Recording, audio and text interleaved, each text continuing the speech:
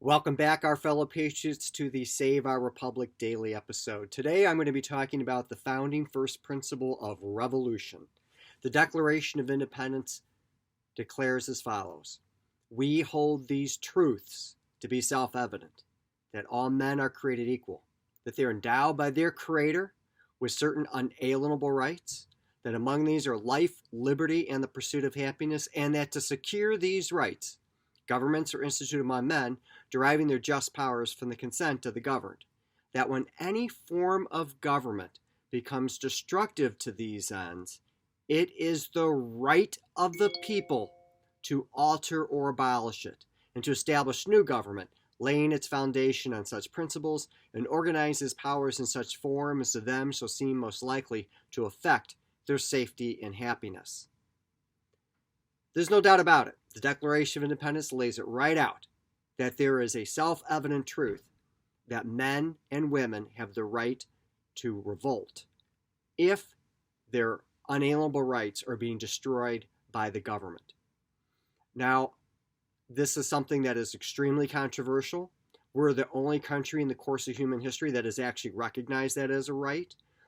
Up until 1776, that was treason, obviously, and was considered to be an assault on the government and would not be tolerated. And since 1776, thankfully, we have not had a revolution. Now, we've had a civil war, we've had insurrections, we've had riots, we've had all kinds of other issues. And I'm going to be talking about the difference between a just revolution, which is absolutely essential, and as a fact is his duty to have a revolution, versus all those other circumstances where you don't have a duty. In fact, you should not try to move forward with a revolution.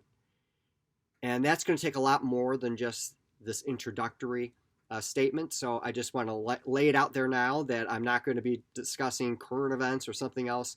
I just want you to understand that when the founding fathers declared that there was a right to revolution, they were absolutely serious. That it is called the Declaration of Independence for a reason. And they put their lives, their honor, their sacred honor, their fortunes, all at risk because they were fighting for those founding first principles, including the protection of their inalienable rights, because the British government, that empire, had oppressed and violated the rule of law, had violated the unalienable rights of the people, had destroyed the social compact, had blown out the idea of a limited government, and the founders felt that they had no choice but to declare a revolution, and so they did. And as I said, I will be elaborating why they did that and the difference between what we may have seen in other circumstances and what the founders felt was important. I will just, as this is a little tidbit for today, we have actually put into our Constitution the right to revolution, not in a literal violent sense, but we have elections, we have the right to amend the Constitution.